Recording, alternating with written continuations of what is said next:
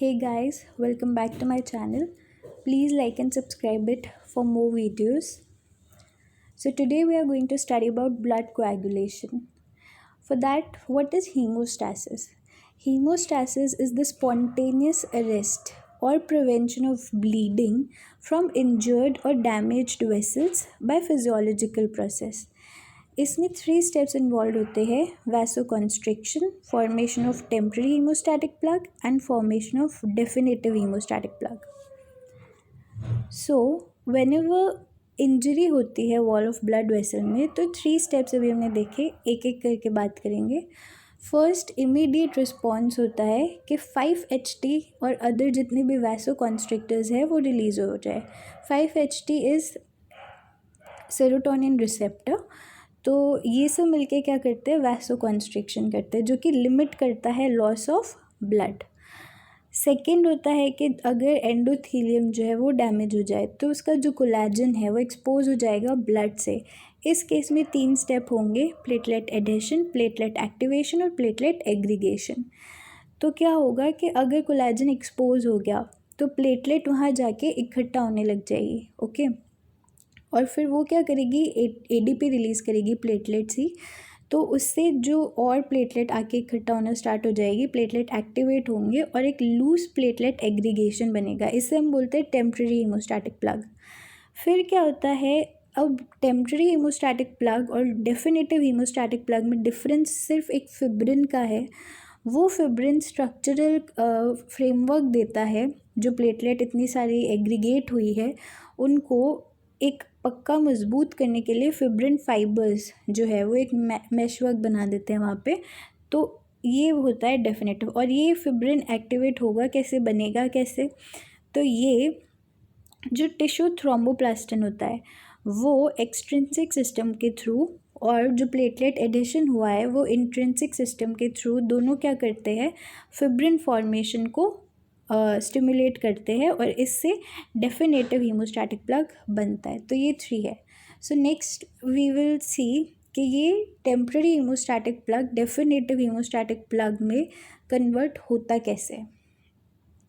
उससे पहले we should know the clotting factors.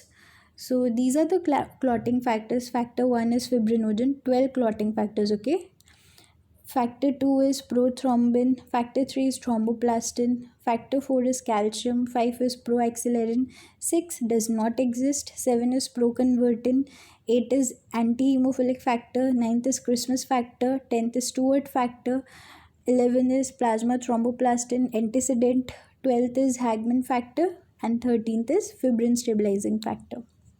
Now see, अब ये जो हमने अभी पढ़ा था डेफिनेटिव हीमोस्टैटिक प्लग टेम्पररी से बनता कैसे है, तो इसमें 3 स्टेप्स होते हैं. सबसे पहला, जो प्रोथ्रोम्बिन एक्टिवेटर्स है उनका बनना via intrinsic and extrinsic pathway.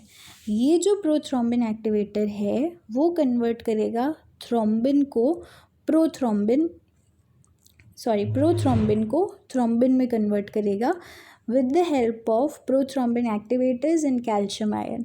वो थ्रोम्बिन कैटलाइज करेगा फिब्रिनोजन को फिब्रिन में बनने में. ठीक है, ये फिब्रिन स्ट्रैंड्स जो है स्ट्रक्चरल बेसिस होता है किसी क्लॉट का and causes plasma to become gel like trap for formed elements.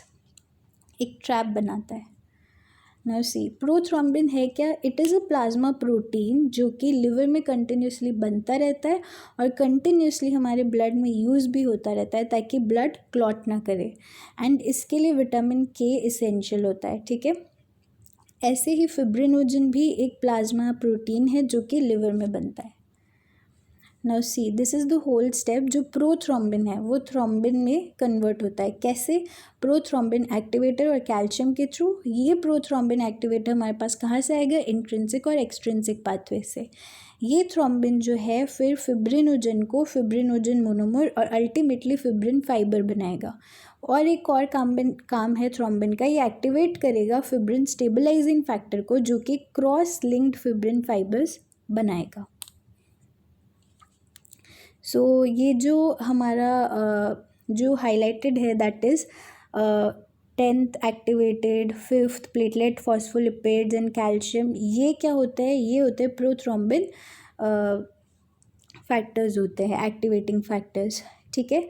तो ये बनाने के लिए हमने दो मेथड बोले थे, intrinsic pathway and extrinsic pathway. Intrinsic pathway कब एक्टिवेट होगा, जब ट्रॉमा हो ब्लड को, या फिर एक्सपोजर जो है ब्लड का वो हो जाए कोलेजन से, जो कि ट्रॉमेटेड ब्लड वेसल में के थ्रू हो जाएगा। और एक्सट्रिंसिक कब होता है, या तो ट्रॉमेटाइज्ड वॉल हो या फिर ट्रॉमेटाइज्ड एक्स्ट्रावैस्कुलर टिश्यूज़ हो। तो इंट्रिंसिक पाथवे की बात करते हैं पहले।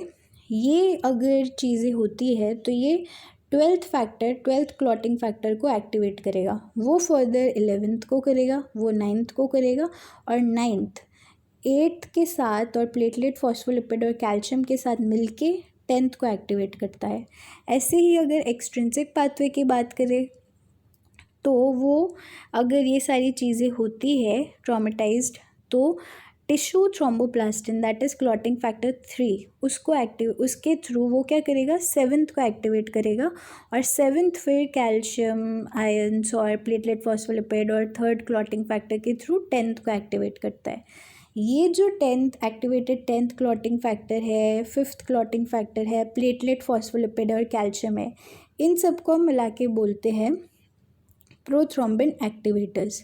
ये प्रोथ्रोम्बिन एक्टिवेटर्स प्रोथ्रोम्बिन को थ्रोम्बिन में कन्वर्ट करेंगे, और थ्रोम्बिन कैल्शियम आयंस और 13th क्लॉटिंग फैक्टर की प्रेजेंस में फिब्रिनोजन को फिब्रिन में कन्वर्ट करेगा। अब जब हमने क्लॉट बना दिया तो अब क्या होगा कि विदिन 5 to 30 मिनट्स क्लॉट जो है वो छोटा कॉन्ट्रैक्ट होने लग जाएगा, अप टू 40% उसका ओरिजिनल वॉल्यूम हो जाएगा, और एक सीरम येलोइश फ्लूइड है सीरम, वो रिलीज़ करेगा। और अगर किसी डिजीज़ में प्लेटलेट काउंट्स कम होती है, उस केस में क्लॉट रिट्रैक्शन होता है, मतलब इम्पेयर्ड होता है, काम नहीं करता। Then role of calcium see. Calcium का अभी हमने देखा बहुत जगह रोल था, वो बहुत जगह कैटलिस्ट जैसे काम कर रहा था, बट अगर कैल्शियम की डेफिशिएंसी हो जाती है तो कोएगुलेशन डिसऑर्डर नहीं होते, बिकॉज कैल्शियम हमें बहुत कम अमाउंट में चाहिए होता है। तो this we should know. Okay, why blood does not coagulate in circulation हमारा चलता रहता है, उसमें क्यों नहीं कोएगुलेट होता ब्लड, क्यों, बिकॉज बहुत सारे फैक्टर्स है। First is endothelial factor. First thing, जो एंडोथीलियल लाइनिंग है हमारी वो बहुत स्मूथ होती है, तो वो प्लेटलेट एडेशन को नहीं होने देती, प्लेटलेट्स को एडेशन प्रोसेस नहीं करने देती। सेकेंडली, जो हमारी एंडोथीलियल लाइनिंग है वहाँ पे नेगेटिवली चार्ज पार्टिकल्स होते हैं लाइक ग्लाइकोकैलिक्स, वो रिपेल करते हैं क्लॉटिंग फैक्टर्स को और प्लेटलेट्स को, सो क्लॉटिंग नहीं होगी। सेकेंड चीज़, जो हमारा वेलोसिटी है ब्लड फ्लो का, वो।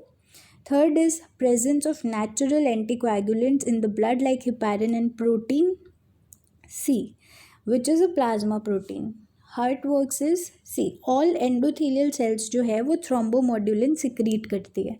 Thrombomodulin is a thrombin binding enzyme binding protein that converts thrombin into protein C, जो कि thrombin को protein C एक्टिवेटर में कन्वर्ट करता है, जो कि फर्दर एक्टिवेट करता है प्रोटीन C को। तो क्या होता है, थ्रोम्बोमोड्यूलिन हमारे एंडोथीलियल सेल सिक्रीट कर रही है, वो थ्रोम्बिन को कन्वर्ट करेगा प्रोटीन सी एक्टिवेटर में। वो protein C activator protein C को एक्टिवेट करेगा, फिर वो प्रोटीन सी जो है वो कन्वर्ट कर देगा जो हमारे एक्टिवेटेड 5th और 8th को फैक्टर्स थे, क्लॉटिंग फैक्टर्स थे सॉरी, उनको कर देगा 5th और 8th इनएक्टिवेटेड, और साथ में इनएक्टिवेट कर देगा inhibitor of all tissue plasminogen activator, जो कि फर्दर प्लाज्मिनोजन को प्लाज्मिन में कन्वर्ट कर देगा। Okay, then anticoagulant mechanism. तो फैक्टर्स जो इनिशिएट करते हैं क्लॉटिंग मैकेनिज्म को, वो साथ ही साथ ब्लड क्लॉट के डिसोल्यूशन को भी साथ ही साथ में स्टिमुलेट करता है, ठीक है। तो दोनों प्रोसेस साथ में चलता है, बस एक ये चीज़ होती है कि जो क्लॉटिंग मैकेनिज्म है वो बहुत ज़्यादा फास्ट होता है, ठीक है। फिब्रिनोलाइसिन थोड़ा स्लोअर प्रोसेस है। तो it is due to the action of proteolytic enzyme fibrinolysin और प्लाज्मिन। ये प्रेजेंट होता है हमारे ब्लड में as inactive plasminogen which gets converted to plasmin by the action of thrombin and tissue plasminogen activator released by tissue damage। तो दोनों tissue damage से हमारा क्लॉटिंग भी हो रहा था और एंटीकोएगुलेशन यानी फिब्रिनोलाइसिस भी हो रहा है, बट फिब्रिनोलाइसिस जो है वो थोड़ा स्लो प्रोसेस है। So plasmin lyses fibrin and fibrinogen with the production of fibrinogen degradation products FDP that inhibits thrombin. However, this process of fibrinolysis is much slower than clotting process. See क्या होता है कि जो plasminogen है जो कि blood में as inactive precursor of plasmin है वो टिश्यू डैमेज हुआ TPA एंड थ्रोम्बिन, ठीक है, ये प्लाज्मिन को एक्टिवेट करेंगे। वो क्या करेगा, फिब्रिन एंड फिब्रिनोजन को कन्वर्ट कर देगा फिब्रिन डिग्रेडेशन प्रोडक्ट्स में जो कि फर्दर इनिबिट कर देगा थ्रोम्बिन को, तो क्लॉट नहीं बनेगा। Thank you.